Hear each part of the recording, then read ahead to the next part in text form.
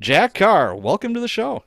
How's it going? Thanks so much for having me on. No, thank you. This has been a little bit of a, I hate to use the word journey because I think that word is overused these days, but it's been interesting how we got here because it's been a while.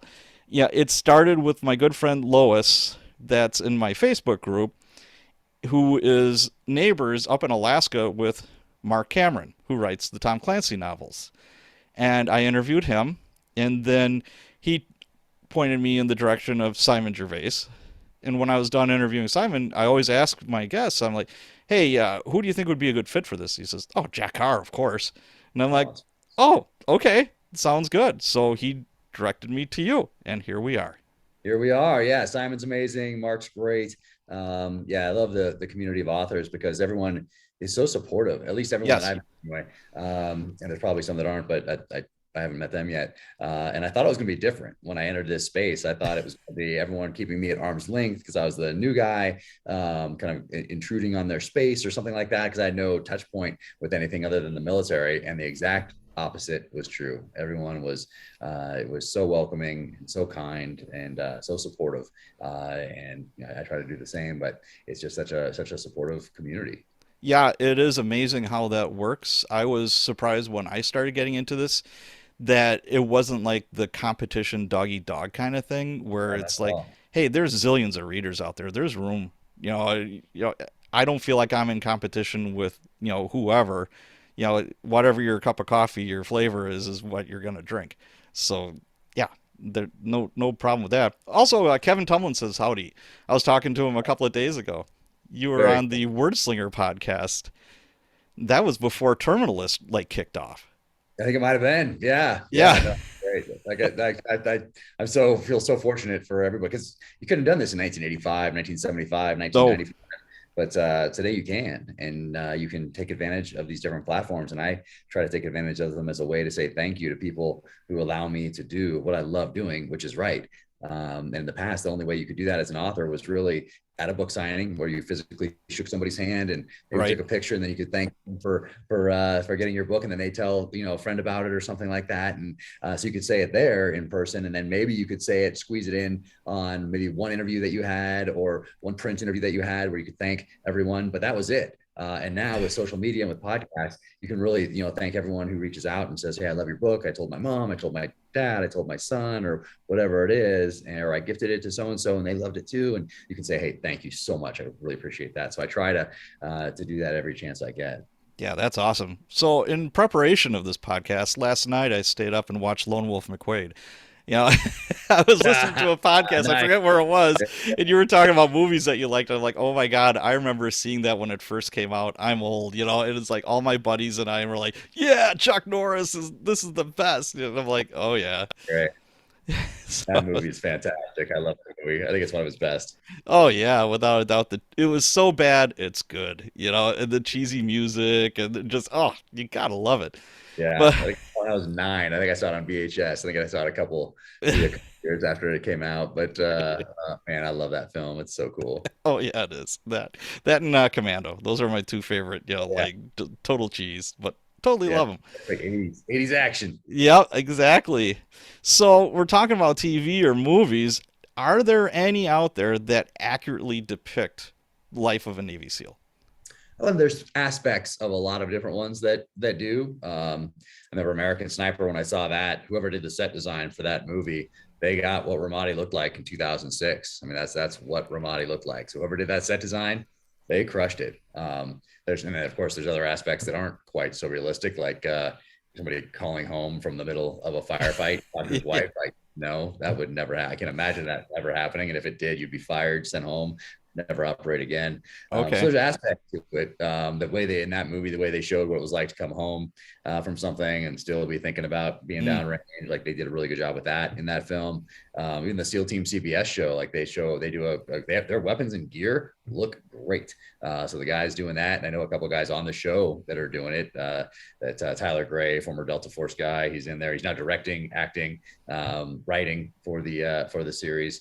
Justin Melnick, who's an awesome guy. Like they got together and they got the great Cry Precision pants and shirts, and they got the right plate carriers, and they have some really authentic looking weapons and all of that. So they do a great job with that, and then they do some really good job showing some of the struggles and some of the home front family tensions and that sort of a thing. So I think there are elements to a lot of these different shows, but if you look for the one thing, you'll find it in every show. Sure. That it's not right and not realistic, and then some people just based on personality might discount the whole thing, but otherwise, hey, that's a kind of a miserable way to go through life if you're just going to go and look for the negative and everything. And That is true. You get to choose how you're going to go through life, but it's I try to if I see something that's not quite right, hey, it's okay. And especially now that I've been on set, now that I've been part of the process of bringing my first book to life, now I see how easy it is to mess things up. And it's actually shocking, one, that anything gets made in Hollywood, and anything good gets made in Hollywood.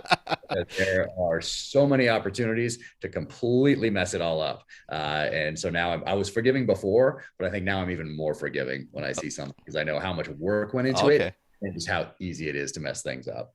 Gotcha. I watched American Sniper, more than one time. And one thing that stuck out in my head was, they have, Chris Kyle showing the Marines how to clear buildings. I don't Yeah. remember. Yeah. Yeah. That's what stuck in my head, because, he said, you guys are really good at what you do, but you really haven't been trained up on like clearing the, like houses, their urban stuff. He says, this is what, and the way he was doing it, I'm like, holy shit, that's spot on. I've been through all kinds of training for that. And I'm like, yeah, that's exactly how you do it. And I'm like, wow, that really added an air of authenticity to my brain. And he wasn't trying to be an asshole about it. And he's like, out of my way, guys, let me show you how it's done. It's like, hey, I can show you, a little bit better way of doing this, that it's a little bit safer, blah, blah, blah. And I'm like, how cool is that? That I really like that part of that movie. Oh, very cool. Yeah, I haven't seen it since it first came out, so so I forget that part. But the parts that did stand out to me were the set design, or the coming home part, and then the call from the middle of a firefight. It didn't that that didn't sit quite right. But hey, Okay. But hey, artistic license, right? exactly. They're gonna take some liberties. That's Well, okay. tell you what, for people who don't know you or your work, could you kind of give us a brief snapshot of where it all started? Like where you grew up a little bit, your interest in writing. I know your mom was a librarian, so that had a heavy influence on you. And then like going in the Navy and the Navy SEALs, where you worked and all that kind of stuff. Yeah, so I was one of those people who was very fortunate in that I knew exactly what I wanted to do from a very early age, the two things, and I didn't realize how closely connected they were. But looking back, I probably should have. But I knew I was going to serve my country in uniform, and then after that, I knew I was going to write thrillers. And the connection between those two things is that in the early 80s, there was not much written about SEALs, special operations, that sort of a thing. And that's where my interests lie, continue to lie today. And having a mom who's a librarian, she took every opportunity to teach us how to research. And I spent a lot of time in libraries and in bookstores. And I was reading any article, any newspaper flipping, any book, anything that had a touch point with special operations, terrorism, insurgencies, counterinsurgencies. And at that time, that was a lot of Vietnam history. And there still wasn't even that much of that, obviously, before the internet. But then I about fifth grade, I started gravitating to the same kind of books that my parents were reading. So Hanford October came out. I discovered David Morrell, Nelson DeMille, AJ Quinnell, J.C. Pollock, Mark Olden, Louis L'Amour, all these guys who had protagonists with backgrounds that I wanted in real life one day. And back before the internet, you assume that the author has done their research, and because you have no way to check on a lot of these things. So Right. a lot of the touch point that I had with the military were through these thrillers, and I had such a great time reading them. I knew that after my time in uniform that I was going to write those same type of books. And when you're a kid, when you're in fifth, sixth, seventh, eighth grade, and you're coming up with your life plan, and you're hearing the calling and you're listening to it, and I'm training for the military, and I'm reading these books, you don't think for one second that you're not going to make it through buds, 80% of people don't, and you don't think for a second that you're not going to be a #1 New York Times bestselling author, and that an A-list actor isn't going to option your work and make it into a film. It's just how it goes. You're going to be there on that list, and you're going to be there at that premiere. And I never really thought any different. I was just like, I didn't waste any bandwidth worrying about either of those things, not making it through buds or not being an author. And so I didn't waste any bandwidth on that. All my work, all my focus was into preparing myself for the SEAL teams, and then writing the best book that I possibly could. And in that first one, I wasn't worried about agents or publishers or a website or social media, any of that stuff. I was just worried about making the book the best it could possibly be. That's the entire focus. And that's why I wasn't worried over here, like, oh, I need a website at some point. Nope, that was not even part of any sort of calculus.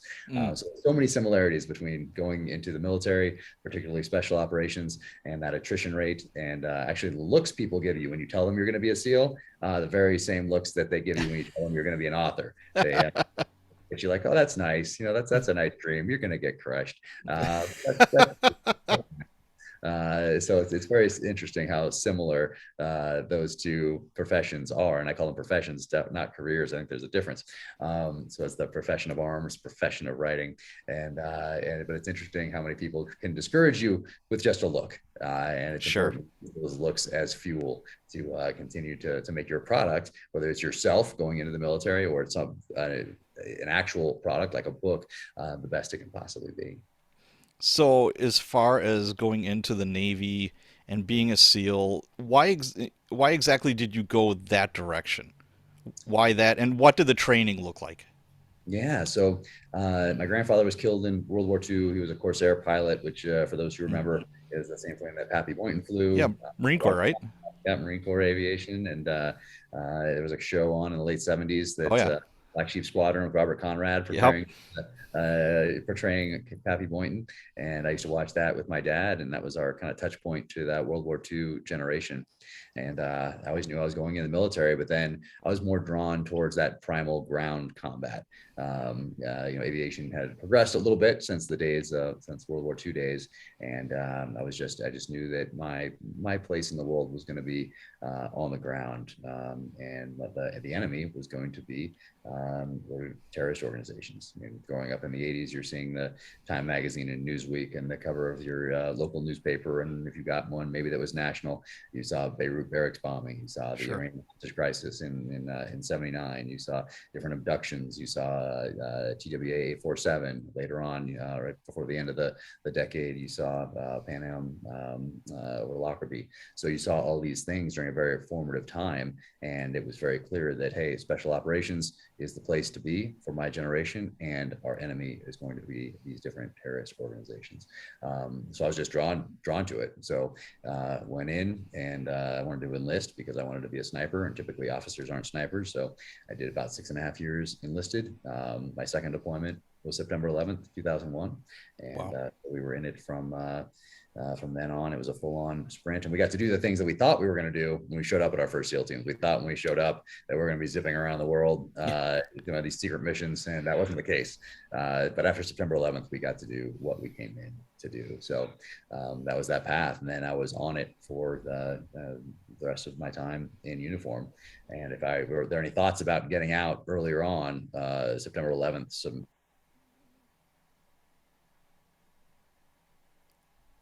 Oh boy. Hello.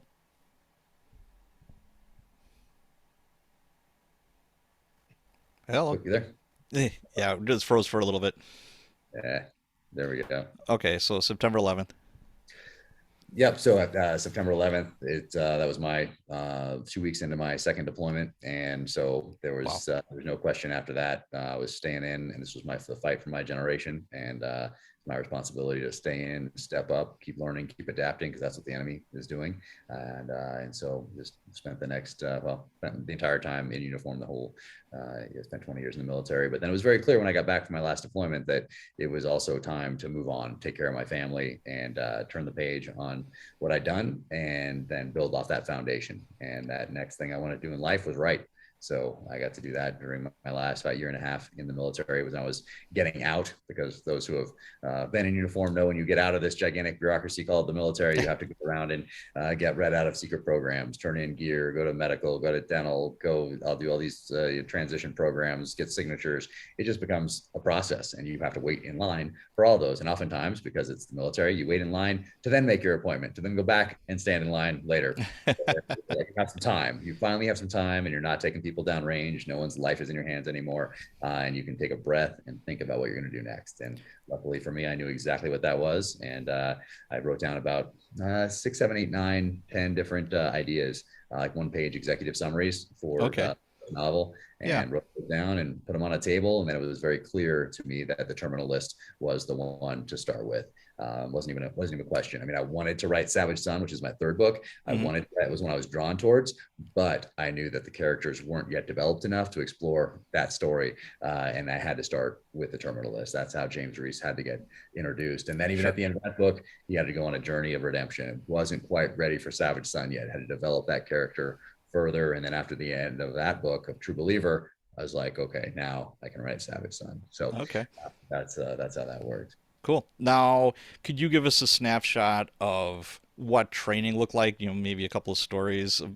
People are always asking or curious about training, especially for like a unit like the SEALs. Like how bad was it? You see like little snippets like in movies or documentaries or whatever, but you talked about buds earlier on.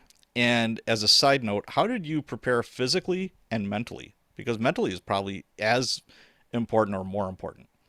Yeah, no, it's that mental fortitude is one of the main things that they're looking for, and they test that through pushing you physically, which also happens to test that mental fortitude, especially when you're staying up for a week during Hell Week and you're frozen on the edge of hypothermia the whole time, and they make it very easy to quit and get warm, and you have this huge attrition. You're seeing people that were very strong or very loud or whatever quitting in droves and ringing that bell, and so they make it very very easy to self-select out of the program. But yeah, I just did hard things. I just did difficult things growing up. I just pushed myself, whether it was in sports or whatever else it might be, just training on my own. I just pushed myself as hard as I could, knowing that, hey, this is what you have to do. And I'd see some videos, some pictures in different magazines like Soldier of Fortune or Gung Ho, whatever it was, that showed guys climbing cargo nets in the obstacle course, or going along the spider wall, or climbing ropes, or whatever it might be. And so I did those things. I did it as much as I could, doing pull-ups and changing my grip or whatever it was, sprinting the hill outside the house, getting good at long distance running, got long distance rucking with a heavy weight on my back. Mm-hmm. So I just did things in the outdoors, things that I thought were going to prepare me for what I was going to face in the future. Just trying to preparing myself. I mean, there was no internet back then to go on and sign up for a buds prep course. So, Sure. yeah, you just had to do the research and then do what you thought would best prepare you. So that's what I did. And then in buds, what I did was think about how much more other people had sacrificed, and how much more difficult it was for other people to give me the option and opportunity to follow my dream in this country. So I thought of, hey guys, from the inception of this country up until today, sacrificing everything so that I could follow my dream and be on this beach in Coronado, California, doing push-ups, doing sit-ups in the surf zone. And I thought of guys, Iwo Jima. I thought of Normandy. I thought of people going into Laos and Cambodia and Vietnam. And I thought, you know what? I'm just getting yelled at here in Coronado. I can last a little longer. This is nothing that those guys did. So I put things in relative terms, Okay. which I think helps. Now, as far as one thing that you hear a lot when it comes to SEALs is buds, buds week or buds training. What exactly is that? Could you kind of explain it? So BUDS is SEAL training, basic underwater demolition SEAL training, and it's 6 months. And when I went through, it was the fourth week of training that was Hell Week, and that's the one that people think about and that you see in books and documentaries and that sort of a thing.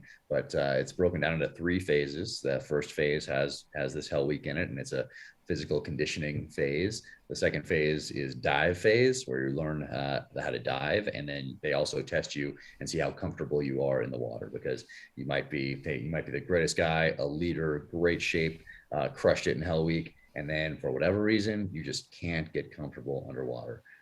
So that's what dive phase is testing. And then the third phase is land warfare. And really there, they just want to make sure that you're safe with explosives and safe with firearms. I mean, there's the B in BUDS stands for basic for a reason. So that is everything is very basic. It's very difficult. There's a lot of stress, of course. Right. You have to meet these certain thresholds. You have to meet these requirements, whether it's a timed run, a timed swim, timed obstacle course, different tests, life saving, whatever it might be. Pool comp comes in dive phase where you have your just old school tanks like you would see somebody wearing in the 60s, and you're underwater, you're crawling along the bottom of the pool, and then you get hit by these instructors, and you rip the regulator out of your mouth, tie it. It has these dual hoses, and they tie it in a knot, and they bounce you up and down off the bottom, hit you in the gut, so you expel your air, and then you have to go through these procedures, and then they go up to the top, get a breath, and they watch you, and then you have to very calmly go through this procedure where you're untying this knot, turning your air back on, getting your stuff back on because they pull it off you, they rip all your stuff off,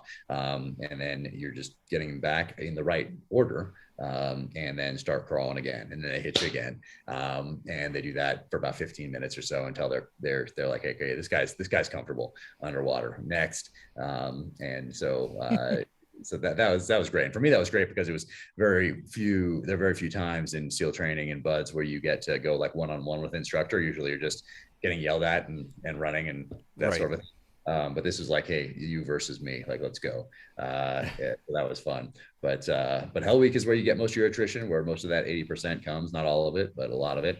And starts on a Sunday afternoon and then ends on a Friday afternoon. And so whatever time you wake up Sunday, that was your essentially your last sleep. On Wednesday, they give you 2 hours, but it's in a tent on a cot on the beach, and some guys go right to sleep and some people don't. And then when they do on Thursday as well. But the worst part of BUDS for me, of Hell Week for me, was getting woken up from that, because you're in there, you haven't slept since you woke up on Sunday morning, and then you just get 2 hours and you're immediately woken up. So you close your eyes and you're back up awake again, it seems like, and you're right back into the cold Pacific Ocean. And then you get a lot of quitters there as well. But after about Wednesday night, Thursday morning, you get a couple of quitters, but you're a zombie by that point. People are hallucinating, and it's pretty wild. So, but at that point, unless you get hurt, very few people really quit after Thursday, because you got one more big night, ahead of you, and then that you can see the light at the end of the tunnel, I guess. Okay, so obviously it's as bad as what is portrayed, and sometimes, stuff is romanticized, through the years, but it does sound like it's that tough. Yeah, I don't think you could develop this program today if the SEALs didn't exist and somebody went to the Navy and said, "Hey, I'm going to start this Naval Special Warfare program, and here's what we're going to do, and here's the first, second phase, third phases. We're going to do these guys." There's no way that people would give it a thought sign off today. The only reason we have these types of tough programs, whether it's BUDS or the Special Forces Q course, or it's the training that the PJs go through, the Air Force PJs go through, is because they're legacy programs. I do not think that if you were to start from scratch today and propose these things, that they would let you do it. That it would be like, oh, it's torture. We can't treat these guys that way. And why do we have standards? Shouldn't everybody be like? It would be a little bit different today, I think, if you tried to propose what is actually going on in these programs. I mean, obviously you're plugged into the community most likely still. Do you think it's going down at all? Are they like lowering the bar? I don't know, because I'm not as plugged into that Okay. side of it, which is the training side of Hmm. it. But I did see efforts to try to reframe why we were doing some of the training. Like, hey, why are we doing this Hell Week? The guys aren't staying up for a week downrange, sitting in the water, freezing to death. So why are we doing that in training? So I saw those kind of questions coming down the pike. So Okay. I don't know, where they ended up or not, but people are definitely asking questions, and it's good to ask questions. But Right. at the same time, there's a program out there that gives you something. If you went through today, you'd have something in common with the person that went through in 1972, 1983, 1991, whatever it was. Now you share this common bond as a community, which grounds you, and it's really about that mental fortitude. There are definitely things we can do better, like testing for character. The Israeli army does that a lot better. The Israeli military in general, the Israeli SEALs, which are called Flotilla 13, they test for character during Hmm. their training program. We don't do that. So you could have someone make it through, and I'm sure we that have very low character, but are as a high performer physically. Uh, Right. Really not what you're looking for, but it's so there are definitely things that we can do to to better select, use technology to better select. But at the same time, there's a few things. There's crucibles, and you look back in history. There are reasons that communities, tribes, countries had these tests and these crucibles for those who would go out in defense of those nations, defense of the tribe, defense of the community. There's a reason it's in our DNA, and those tests are important, I think. I totally agree with you. Seeing the politics that, I was in the police department for 25 years, and I had buddies that were academy instructors. Like when I went through, it's like you were saluting everything, including the fire extinguisher. You're doing all kinds of crazy stuff. And they, looking back, there was always a reason for why they were doing what they were doing. They were trying to inject you with stress to Yeah. see how you're going to handle this. And, this is just one example where it's like you had people screaming at you. And I was a little bit older. I was 30 when I got into the academy. And I'm there with 21-year-olds and 22-year-olds or whatever as well. And, I could tell they were getting shook. And I'm like, man, they're paying me for me to stand here and get yelled at. I've been yelled at all my life. I've got a 4'10" little Irish mom that she used to yell at me all the time. I'm like, this is a piece of cake, and you're paying me. I'm working Monday through Friday, 8 to 4. I got 2 days off in a row. I've never had that ever in my life, and I'm like, this is the best job ever. And people are looking at me like, what's wrong with that guy? But going back, a couple of instructors recently got into trouble for yelling at recruits. And the inspector is like, well, we can't have that. Mm-hmm. We can't yell at people. Oh my God. And I'm like, well, when you went through, people were yelling at you, and there's reasons for it. But that's almost like the way it's going, and that's a slippery slope, a very slippery slope. Yeah. You can't let up on that. You can't. Oh well, that's Yeah. just one thing that aggravates me when politics and all the feel good stuff or whatever gets injected into training. That's and it can be life and death. That's not okay. That's not all right. But that's just me thinking out loud, I guess. But anyways, when I was listening to you on a different podcast, you were talking. This is totally off what we're talking about right now. Is Musashi. I don't know many people that have read Musashi. I read it when I was in college, and then it was the Book of Five Rings as well, right? Yeah, Book of Five Rings, and then the other one, Musashi, about his life and all the Yeah, rest. it's like that thick. It's like a phone book. Yeah, yeah, right over in the other room here where a lot of my books are right Yeah, now. I was just Uh, gonna say I don't know many people that do, but everybody that I do talk to that has read Musashi pretty much has their head squared, on straight. So good on you. I like that. Yeah, uh, that's important. I was interested in that stuff from the youngest days. Like, you couldn't just get on the internet or play a video game forever. You can only do Atari 2600 for so long before you reach the end of the game. The Oregon Trail, for those who remember the Oregon oh my gosh, yes, yes, I remember that. I remember that. or something like that. Have But you you? can only do those things for a certain, a certain finite amount of time before you lose it. Right. So yeah, reading was a natural part of our life growing up with a mom who's a librarian and a dad who Yeah. encouraged us to read. It was just as normal as exercise or as sitting down to eat as a family or whatever it might be. It wasn't something that was forced upon me. It was just something Sure. that was natural and something that was a good fit for me. And then as I started going down this path and reading some of those same things my parents were reading, I wanted to read what I should read to be as a student of warfare. A lot of the martial art magazines back in the day would reference Musashi, Black Belt magazine or Kung Fu magazine. I forget all. Right. I remember those. There was a slew of them, and so anytime I would see one of those and it would be recommended in an article in one of those magazines, I would go and buy it, and put it on my shelf and read it and try to understand as much as I could at that young age. But even though I didn't grasp all the concepts, no matter what it is, then in the art archery or whatever it was, Hmm. it still helped with that foundation. It still helped build that foundation, especially at such a young age. And then I could go revisit those things later because at the same time I'm building this library that I still have today. Okay. Now let's switch gears here. Your podcast, Danger Close. How did all that start? Yeah, well, initially I just didn't want to answer people's questions that were maybe more contentious, or maybe had a little more controversial as far as issues go, and people were curious about what I thought about certain things. And as we know, social media isn't the best place to No. debate issues or to try to get a point across in one sentence or two that just allow whoever wants to pile on. So I noted that right off the bat and thought, you know what, a better way to do this. I want to answer these questions if people are interested. I can do so in long form conversation on a podcast. And so that is how it initially started.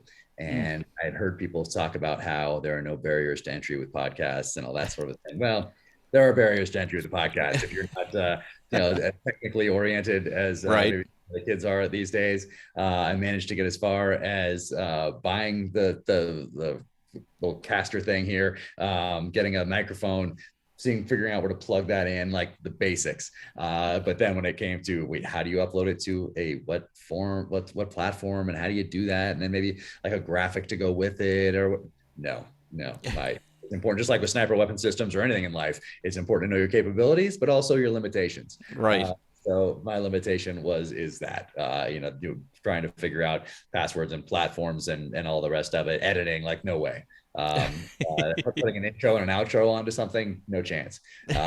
So I realized, hey, I'm going to need some help here, and a great company called Ironclad had helped me with the book trailer videos that I'd done, Mm. and so they were getting into the podcast realm, and talked to them, and they jumped on board, and Danger Close was born. But it really started as a way just to answer questions that I was getting on social channels that I didn't think lent themselves to the platform, Mm. do justice to the person asking the questions, or to others who might be interested in what I have to say about it. So it started just like that, and then it grew very quickly into to what it is today. It continues to grow with each and every podcast with really interesting guests, and so now it's it's a great way to connect with friends that I wouldn't sit down and talk to for an Sure. hour, 2 hours, because we're all so busy these days. So I use it as a way to catch up with Mm. friends, and then talk to other authors that I'm interested in, and also I get a lot of ideas by being forced to read these books because a guest is coming on. So I'm like, okay, I can't not read this.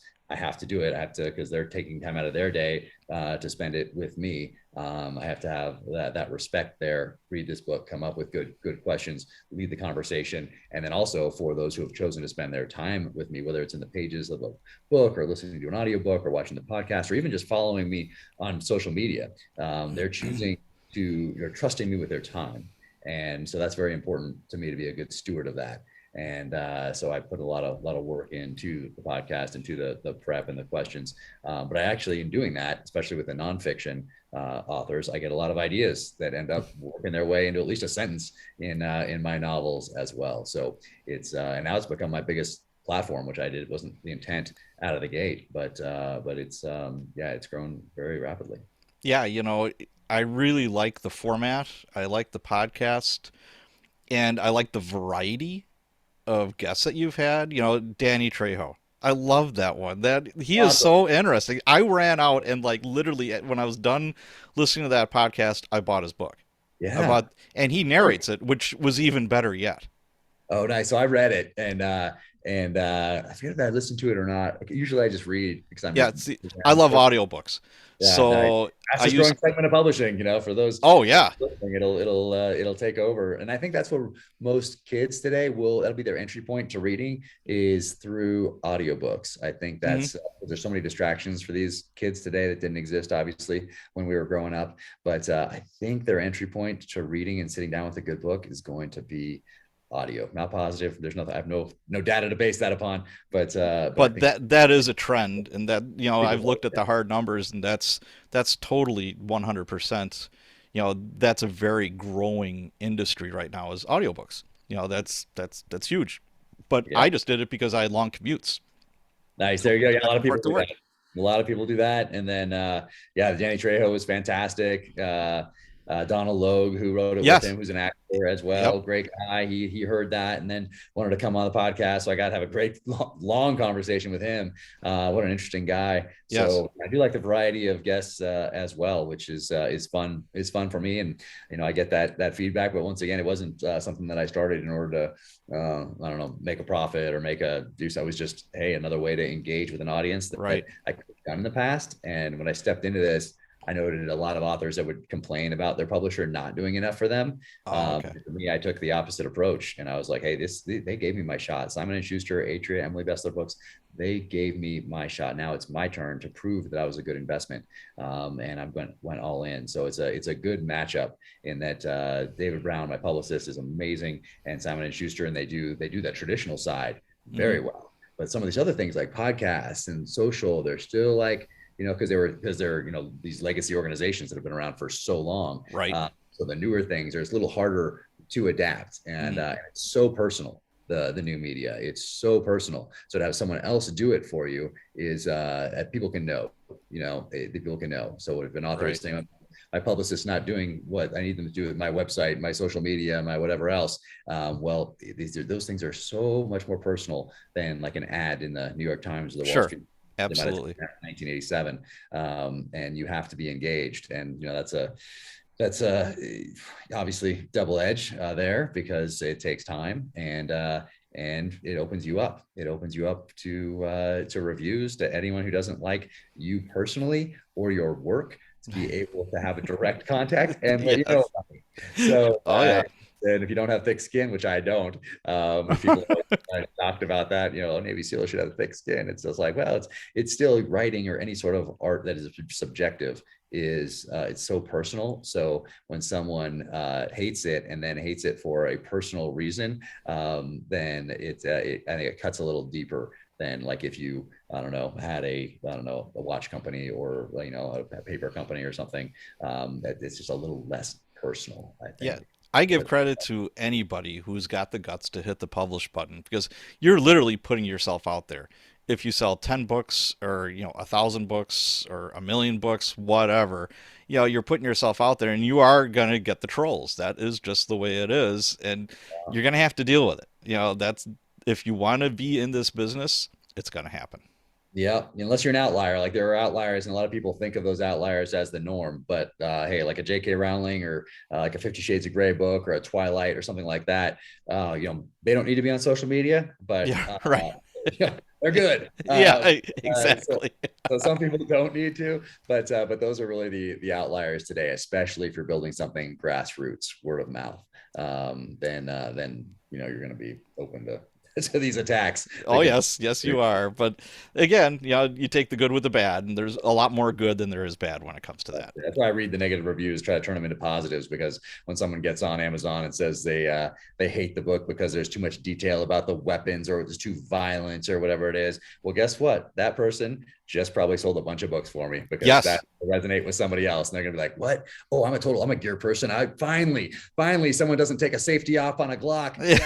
Yeah. Like that sort of thing. Right. So I think those negative reviews, they actually help. So, hey, keep them coming. Yeah, I totally agree with you there.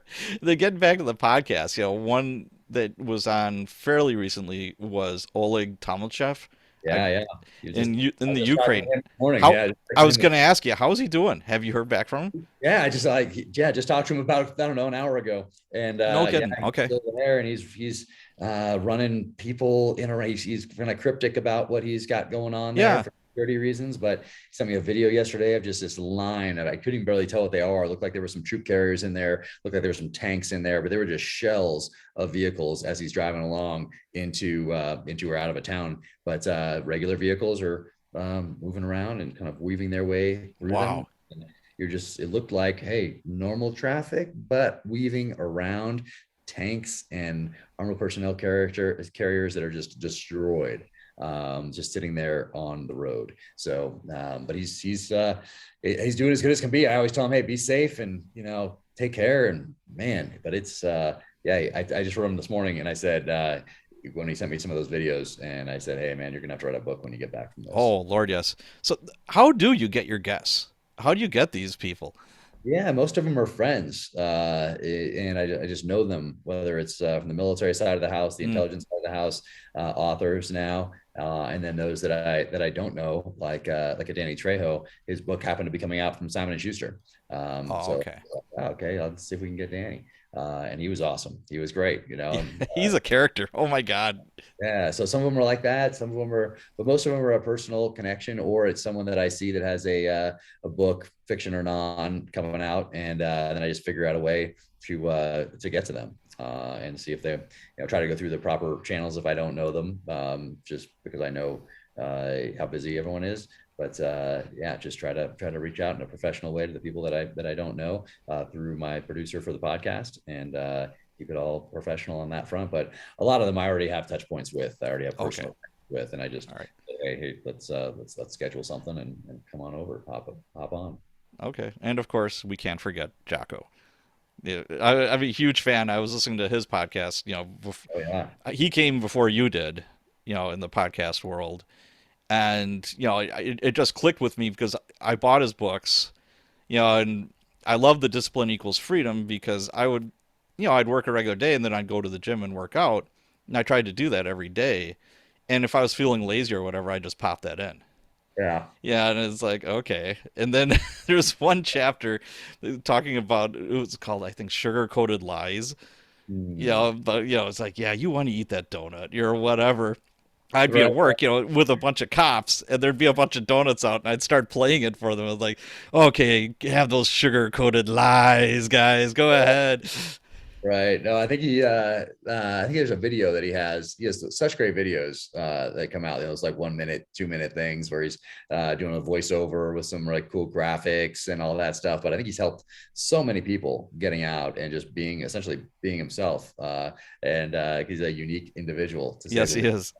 Very fortunate to have gone through my pre-deployment workup cycles with him as the Mm, training officer. So I learned a ton from him, and his experience that I incorporate actually into the novels. Oftentimes, because I weave a lot of leadership lessons, even though they're fictional stories, weave a lot of that in there. And yeah, he was kind enough to come on the podcast for his latest book. He was kind enough to have me on the podcast really before right. anybody knew who I was.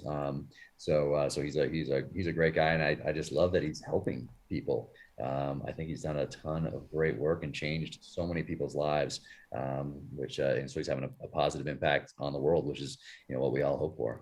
I think unless you've done a job where you've been a service to someone, you don't get it. Yeah. I don't think there's anything better than being of service to someone because it always pays back in spades, always.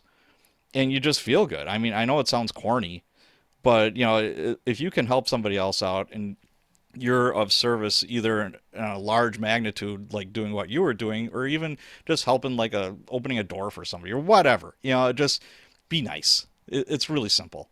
Oh yeah. No, I try to tell the kids every chance I get, hey, never miss an opportunity to make somebody's day.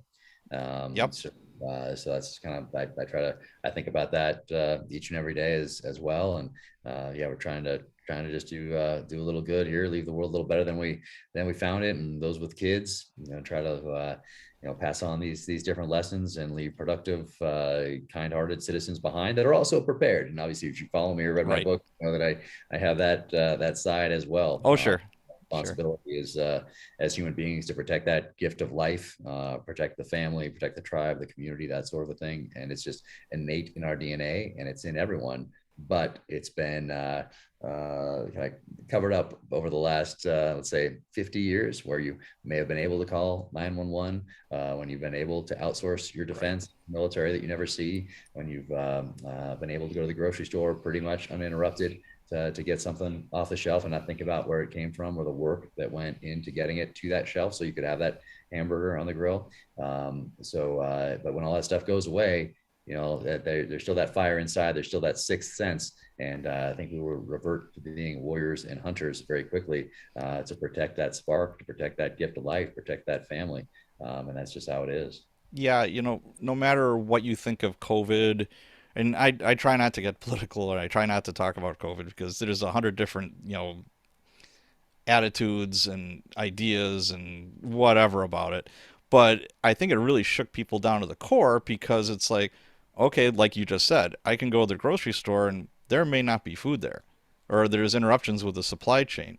And you had people that they had their entire life of, well, I just go to the grocery store. I just go to McDonald's. I just go to wherever and there's food. I pay X amount of money and I get this good. It's a no-brainer. But then you're thinking to yourself, oh, okay. And am I safe anymore? I guess gun sales skyrocketed, Yeah. during all this civil unrest, et cetera, et cetera. They're like, okay, am I safe in my house now? Right. Yeah. People is like, do I know how to use a gun? Do I know, just basic self-defense that people were like clueless about.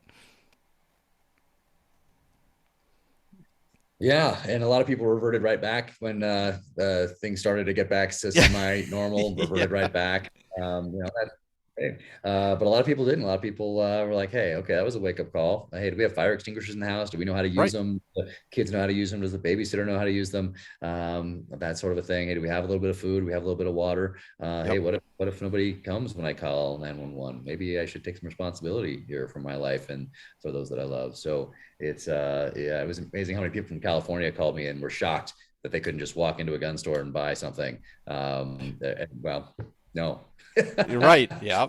Ex- because you've been voting a certain way for a certain number of years, and yeah, exactly. Well, let's talk a little. Let's go in a different direction.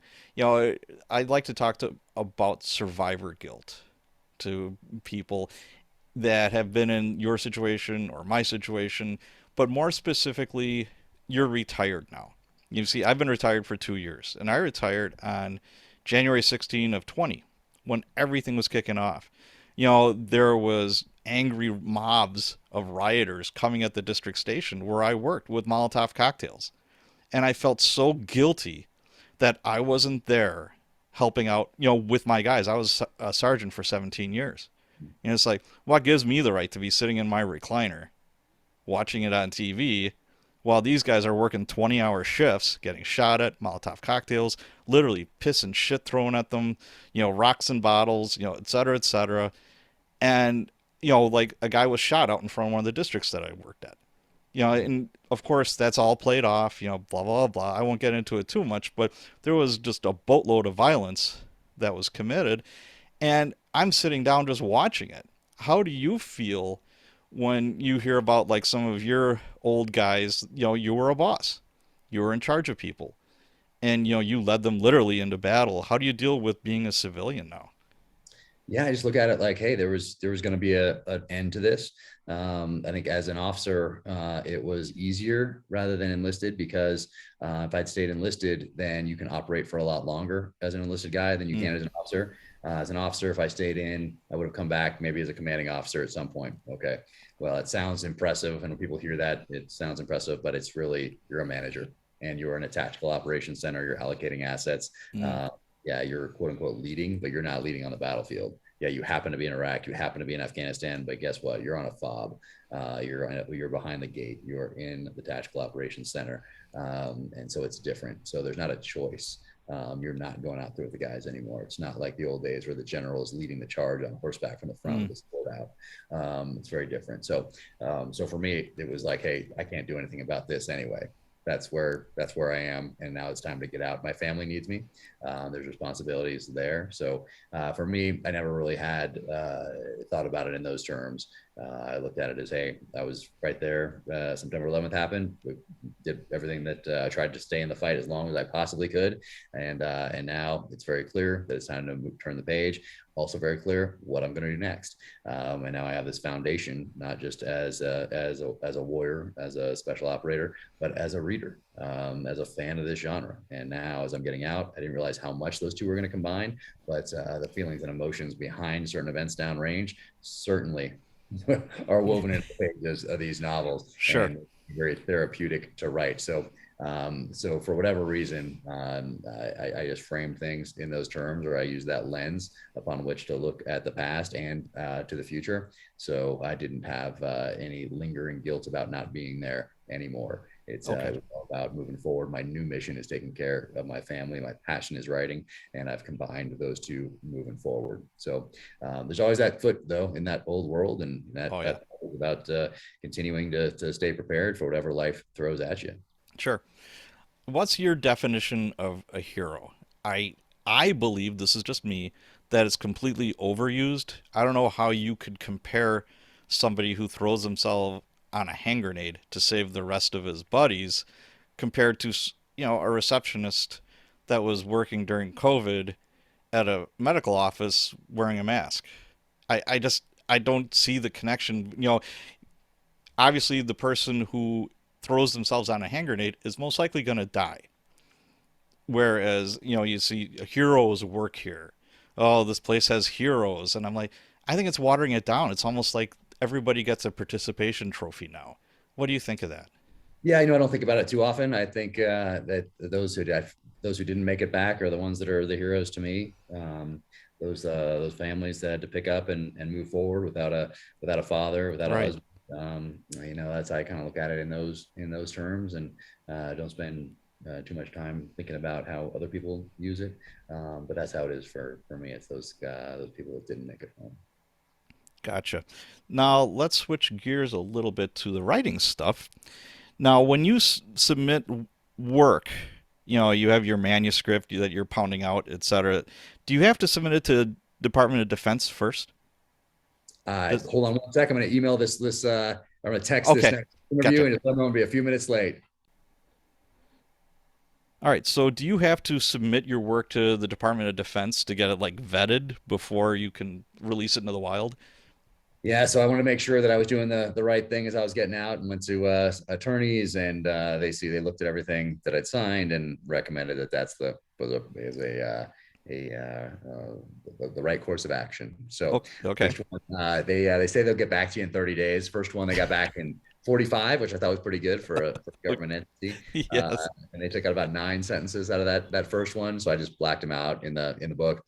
And then the second one, True Believer, same thing. And they took 7 months to get back. We had to push the public Oh, date, which was not ideal. And they're supposed to get back in 30. They've since changed the website. It doesn't say that anymore, but it used to be 30 days. And I think even one of the things I signed said they would get back to you in 30 days. So already they're not upholding their part of the bargain. They took out 54, I want to say 54, either words or sentences or passages. yeah. That second book, but this time I appealed. So you have a certain amount of time to appeal. So I had my lawyers tie each and every one of the redactions to a publicly available government document, not Wikipedia, not somebody else's book, but a publicly available government document. And so they tied all 54, and then I only won on 37. I mean, they were all tied, but they let me win Okay. 7. When the paperback came out, you can see what they thought was so secret. Like I made up a black site I can say it now because they unredacted it. I made up a black site in Morocco. I'd been to Morocco, but I'd been there before my time in uniform, just as a tourist. Sure. So I never had any touch points with Morocco or anyone from Morocco intelligence services or anything like that during my time in the military. And I just made up that there was a black site there, and they took out Morocco. They took out the archetype of architecture I described. They took out the mountains in the background. Wow. And when I appealed, they let me win on that one. So someone could deduce that because they had redacted it, and then I tied it to a publicly available government document, they unredacted it, that we probably may have a black site in. But had they not done any of that, we wouldn't know. It's just fiction. So it's the government, that I mean, I'm Yeah. retain my control here on that. So it just doesn't make any sense. So did the same Okay. thing with the third one. They took out some sentences in the third one in Savage Son, appealed again. And then they didn't let me appeal. They wrote back, and even though it was in the amount of time and totally professional and exactly the way that it should be done and the way it was done for the second book, they did not let me appeal. And so I took that as, hey, quit bugging us with this fiction, and we have actual work to do here. So that's how I'm taking it anyway, because they wouldn't let me appeal it. So now going forward, I'm so far removed from my time in the military. We're out of Iraq and Afghanistan. The research that I do now is on things that I did not have touch points on in the military. It was bioweapons, or it's in this next book, In the Blood, that's coming out May 17th. There's artificial intelligence, quantum computing, that sort of stuff in there. And I didn't know anything about that in the military, never did anything. So I also don't want them taking liberties to redact things that I didn't learn from my time in the military, Right. which they would. So are you going to continue to do that now, or you're just going to stop? I'm taking when they didn't let me appeal, I'm taking that as, hey, don't bother Okay. us anymore. So that's which, yeah, and if you can't possibly do one book a year when they're taking 7 months, Oh 8 months yeah, that's to get back to you, and you that's know not reasonable. they're going to That's get not back to you, and they say 30 days, and what you signed was 30 days. So they've already not held their part of the bargain, and sure. you know, hey, So they're how do you tiptoe through the minefield of believability when you're writing these books? And obviously you don't want to give away tactics or secrets, that some enemy's eyes would be looking at. How do you do that? yeah, I mean, it's one of those things where what we did downrange, or at least what I did downrange, is what every single big city police SWAT team is going to do tonight all across America. We just happen to do it in Baghdad. We happen to do it in Mosul. We happen to do it in a compound in Afghanistan, that sort of a thing. So it's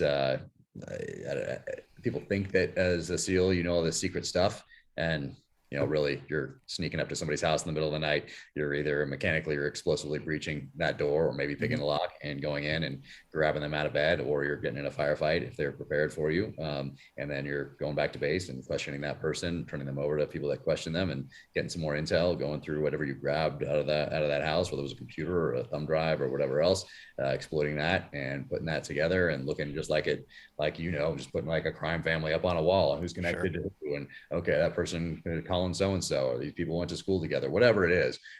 These people were arrested 5 years ago together, and now they're out, or whatever that is. Right. And you're building those target packages around those people in order to fill out that picture a little more clearly, so you can go and take people out. So just what every police department does all across America. Okay. So So it's not as secret as we're led to believe. I didn't anyway. I just kicked in a bunch of doors. Okay. Um, how do you stay grounded? As far as like faith goes, what I've seen in the department, like I had a partner that was forced to shoot, I think, 8 people in his career. He was 32 years old. That's unusual. Mhm. And you're head over the head with the ugliness of the world on a regular basis. You're not now, but obviously when you were, in combat, that type of stuff, you're seeing a lot of stuff that most people shouldn't have to. How did you deal with that, and how do you deal with it now? I think I didn't let it be a surprise. You're going into the military, you're going to special operations, you're going downrange, you're going to be in these situations, you're going to do the job. And if you're shocked by that, I mean, I don't know. I guess I just prepared myself. I didn't let any of that be a surprise. I'd studied it Okay. my whole life. I knew what I was in for as much as you can be anyway. And so I think there's a little bit of that. There's a little bit of pre-inoculation maybe there. Mm, And then I also got very fortunate as well, because as you know, you can have the best plan possible. And if you're in a static scenario, like say it's a training environment here, and we were to come up with a plan and it would be absolutely quote unquote perfect, every contingency covered. Okay, we're going to go in and we're going to do this mission, and you do that, and you had done all the right things, quote unquote right things. Well, guess what? That enemy still gets a vote. And even though you did all the right things, it can turn south in a heartbeat, and you can lose guys in a heartbeat. And then you can feel that survivalist guilt, like you talked about. You can feel that remorse. You can go back and think, if only I'd done X, Y, or Z differently. sure. And that's when you do everything, quote unquote, right. The opposite is also true. You can do everything, almost everything wrong. And for whatever reason, stumble through life, a mission, whatever else. That is very true. Yes. Have nothing happen and bring everybody back, Yes. which is the interesting. I mean, you obviously want to prepare and go and cover all your contingencies and all that sort of thing. But the point of that is that even when you do all the quote unquote right things can still go south and impact you going forward. And for whatever reason, I was very fortunate in that the calls that I made downrange under fire worked out. So I wake up every day and feel very fortunate that that is the case, and that whatever I have to deal with, like I have some spine surgery, and I feel that every day. And when I do feel that, I say, you know what, I am so lucky that this is all I have to deal with, and I feel extremely fortunate. Gotcha. I have a couple of Facebook questions from my group here. Yeah. Lois Page Simonson asks, I'd like to know what SEALs must do to qualify for the program. Then what is physical mental training? Hollywood makes it seem cruel. I want to know whether it's as bad as they depict in the feature films. I think we kind of went over that. I don't know if I'd use the word cruel. Would you? Yeah, I mean, it's uncomfortable. How about that? It's they're making it extremely uncomfortable for you and making it very easy for you to self-select out and quit. And the physical stuff, though, I maintain that any average high school athlete can make it through the program physically. If Okay. you're in the best shape, you're going to get in shape pretty dang quick once you get there. And regardless of how great shape you're in, you're going to be uncomfortable, and they're going to make you do everything they possibly can to make you quit. And when you Sure. don't, that's the guy we're looking for. So Gary Eddington asks a good question. Great interview. Please ask if he has experienced any fallout from his fellow team members or the community when he started writing. I have not, but there are probably people out there that just don't like you writing no matter what, or that don't differentiate between nonfiction and fiction. They probably exist, but everyone that I've talked to has been extremely supportive and loves the books. And Cool. but I'm not so blind to the fact that there aren't probably people out there that just don't like it regardless, and that's okay too. Okay. Everybody gets to make their own choices in life, and I'm Sure. not follow my passion because I'm worried about what some admiral might think or something like that. Sure. Alexandra Skywalker asks, any personal Right. favorites, inspirations among military thrillers? Man, Skywalker, that is red. I know, isn't that cool? Yeah, I grew up, with this foundation, reading the masters, and they became my professors in the art of storytelling, and that's Mm, Tom Clancy and David Morrell and Nelson DeMille and AJ Quinnell and J.C. Pollock and Mark Olden and Louis L'Amour, and then later on in life, of course, well, Stephen Hunter, of course, as well, huge influence. Now we're friends. Same thing with David Morrell. To be friends with some of these guys that I read growing up, that I saw on the New York Times list growing up, that I aspired to be like growing up, it's to me, I still brings a smile to my face that I can reach out and text them and call them and email them, and it's and then we have this relationship.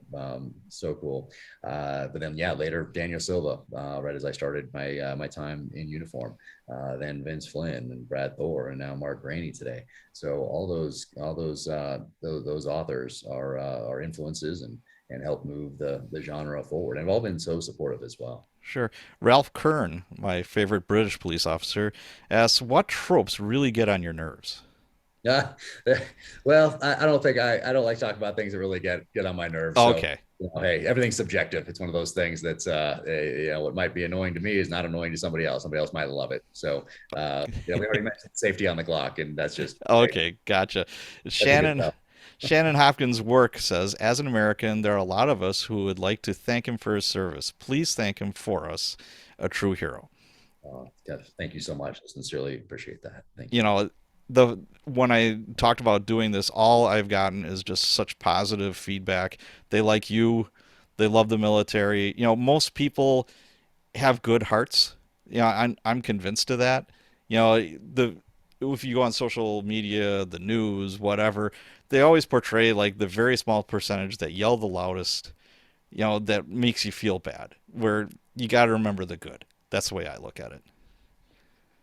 But Yeah. okay, just a couple more questions. We'll finish this because I know we are towards the end here. Terminalist, outstanding book. Like I said earlier, I got the audio. It was very good. What I liked about it was you infused all this stuff like, okay, Black Rifle Coffee Company. You were talking about Benghazi a little bit. Backing your Land Cruiser into a parking space. Every cop I know backs their vehicles. They don't pull into a parking space, they back them in. Just little things like that really, I think, count. Is this purposeful or is it just who you are? It's who I am, and it's Right. purposeful. It would be very unnatural for me not to use products or to talk about how someone does or does not park their car, because you can use the opposite as well. My protagonist happens to back his car in combat park, as we call it, just like I do. And it was really cool in the series, the Chris Pratt series that's coming out on July 1st, that they took so much care to get the Land Cruiser right, and to have it when it's parked outside the house, it's combat parked. His wife's isn't. So you see that, and even you fans of the novel will recognize it, and then people that actually park like that because they're thinking about these things will be like, look at that, look what they did there. So that was all very, very purposeful, and for me, these different products are ways to develop the character, because if Sure. you're a fan of Starbucks coffee, that tells me something about you. If you're a fan of Black Rifle coffee, that tells me something about you. If you drink tea, if you all those sorts of things. So I use all these things as ways to develop the character. Sure. What you whether you carry a cocked and locked 1911 in a leather holster, or you carry a striker fire, polymer frame pistol in a Kydex appendix carry. Like Sure. it tells me something about you and your background, and your level of preparedness. So I use all those things as I would use them myself, as far as seeing them on someone, and that telling me certain things about them as I evaluate them. Ah, okay. Yeah, That because it's like you use the word suppressor instead of silencer. Like you hear way too often. You use the yeah, word cartridge instead of bullet. And doing a tactical reload. These kind of things. It's like boing in my head. Like right away. I'm like, God, this guy's the real deal. He's knocking it yeah. out of the park here. Yeah, So I'm a suppressor one. I do mention because Hiram Maxim's original patent says silencer on it. Yet in the military we say suppressor because it's not silent. So I do. So I right. weave all that in as an education as well. So I like to mention a few of those things just because it makes I don't know makes sense. Yeah, just a couple more things here. One, during combat, I don't know what movie it was that I saw, and it may have been SEALs, maybe it wasn't, where you had like a special operator and there was some downtime and he had pictures of like his wife and kids up by his rack. And he put those up when he would like FaceTime them or whatever, and then he'd take them down right away. And he said, I can't have them in my mind when I'm doing my job. Mm-hmm. You have to be 100% focused on the task at hand. Yep. How true was that for you? Yeah, that was exactly what I did. I didn't put them up behind me when I had a FaceTime. We didn't really have that when Okay, I was downrange. I don't think I really did too many video calls with the family, so I didn't have them up at all because of that exact reason. Is that's what you owe the guys in your command. Your command is that you have to be solely focused on the task at hand. That's what you owe them. That's what you owe their families. That's what you owe the mission, the country, as a leader. So sure. I 100% understand that. So I know this is a tough question, and as Jocko once said, this is like a Sophie's Choice question. What are some of your favorite books that you like to give as gifts, or that they're like just ground you, that you just it's a go-to. It's like, yeah, that's my favorite, or like I said, that you want to give somebody as a gift. Yeah, my most gifted book is Once an Eagle by Anton Meyer, written in 1968, and follows two guys from right before World War One up to Vietnam, and it's really a Wow. case study in leadership. And I would give it to young SEALs as they were starting their time in uniform, and I'd write a letter and put that in the front that talked about why I was giving that to them, and then I have another letter that was sealed at the end that would be my take on what they read if they read the book, but they had to read the book to get to that letter at the end. What was the Uh, name of the book again? Once an Eagle by Anton Meyer. And yeah, so that's my most gifted. And then I do on the nonfiction side of the house, Three Felonies a Day by Harvey Silverglate, which was written I think in 2009. I want to say I might be off by a year or two, but I do have a few of those stacked up that I give to people as well. It really talks about overreach of federal government, how the American Bar Association came and tell you how many laws are on the books. They came to give you a number because there's so many, and so Sure. many laws are have a touch point with another law somewhere else or a precedent. And anyway, it talks about the overreach as far as law goes and lawfare. Gotcha.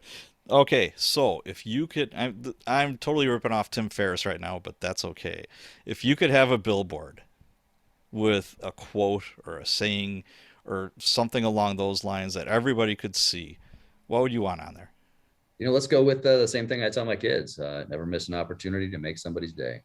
That's outstanding. And I think that's a great place to finish here. Where can people find more about you, your work, your books? Where do they go? Yeah, officialjackcarr.com is the website.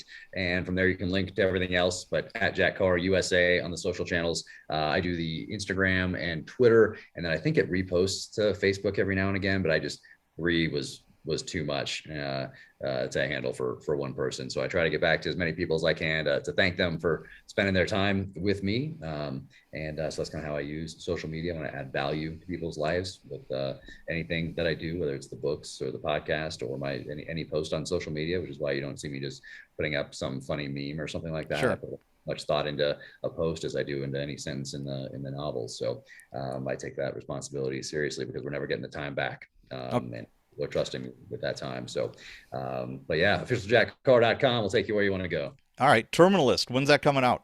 And where do July we find 1st. it? July 1st, coming to Amazon Prime Video, starring Chris Pratt, and directed a few different directors, but the first episode is directed by Antoine Fuqua, who's incredible. And then he remained there throughout the whole process, as the editing process. So overall, he's the guy. But yeah, coming to Amazon Prime Video, July July 1st. 1st. We'll be looking for it. And did you pick that title, Terminalist? Oh yeah, I picked What out was my the top runner-ups? bar. I didn't have any. That was very Oh, was you were just yeah. spot on. That was from the beginning. It was very clear what that title had to be. Same thing with True Believer. Had a different title for Savage Son for a little bit, but then switched it to Savage Son. And then yeah, Devil's Hand was always the Devil's Hand. So I picked them all thus far. All right, very good. Well, thank you again for being on the show. I can't thank you enough. Thanks so much. Take care out there. All right.